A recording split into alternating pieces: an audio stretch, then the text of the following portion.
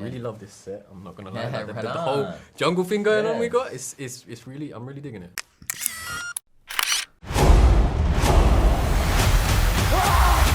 Wes, love the film. Thanks, dude. Watched yesterday. Yeah. It's so immersive. I great. felt like I was literally there. Yeah, that's good. And it was just so nice to see Planet of the Apes back on screen again. Yeah. So obviously Kingdom is set generations after the first trilogy, Yeah. after the life of Caesar. What can fans expect with this new story moving forward? And can you tease where the story is going? Well, I think people would expect, hopefully, that it's a worthy installment of this long legacy of movies. You know, they date back all the way back to 1968, which if fans haven't seen those movies, they should. You know, it's where it started. But we are a new story. We're a new tone. You know, we're a bit more of an adventure this time. It's a young character, kind of setting out into a world he doesn't know anything about, and the kind of adventure he goes on, kind of, you know, it changes him as a character, and you start to begin to see, hopefully, the beginnings of a new leader, you know, of Ape here, and if we're lucky enough to make future movies, you know. And of course, at the center of all this is the relationship between ape and human. Yeah. You know what I mean? And can they live together? Yeah. And all the drama and all the conflict that involves, you know. So, of course, it's incredible spectacle and visual effects on the next level, you know. So, you know, it's been fun to make this one, and hopefully fans will love it as much as the love that we put into this thing, because we are all fans. No, of this 100%. franchise, I you can know. vouch for that as well. That's great. But I like that you mentioned the whole human and ape thing, because it's very difficult when you watch this franchise how to define who's the villain here, Yeah, sure. the apes or the humans, because of you see the perspective of both. In your opinion, what's your take on that, and did you convey that in this film?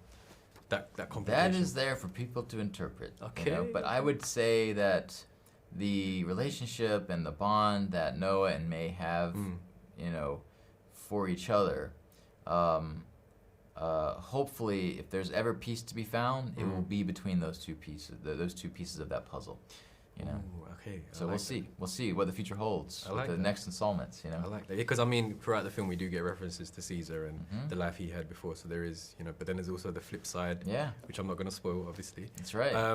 So obviously it's complicated and messy. It's that's complicated. what makes it interesting. Yeah, that's what makes it interesting. So obviously you took on the mantle from Matt Reeves, you know, the director of the Batman, and you know he directed the last Planet of the Apes. Did you feel any pressure? Yeah. And what did you do to make this your own and put your signature style on it? Yeah, I mean, definitely. I mean, I love those last three movies. Also, Rupert, you know, what he created with Rise, you know, he did a great job too, you know. But obviously, we share a lot of DNA. Like Rick and Amanda, who are our producers and writers on this movie, they wrote the first Rise movie and were producers and writers on the Dawn and War.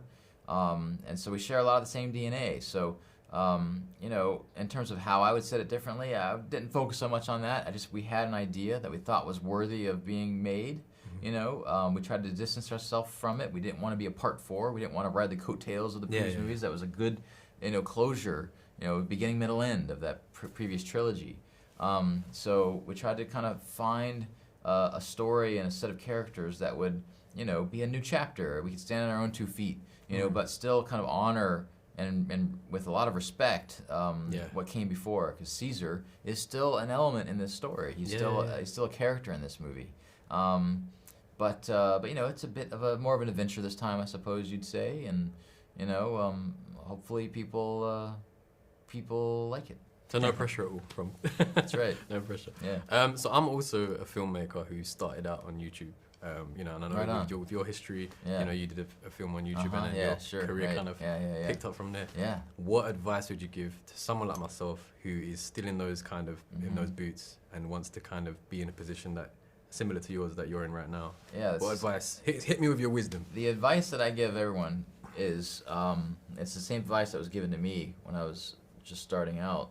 It was you're gonna make 10 failures before your first success. Yeah. So get those 10 failures out of the way as quick as possible. And basically what that means is just make stuff.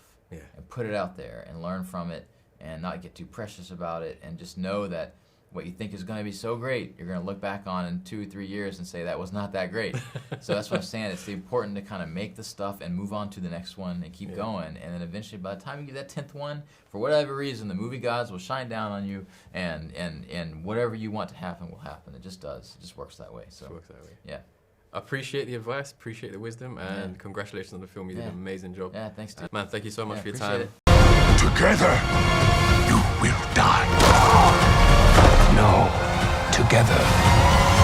strong.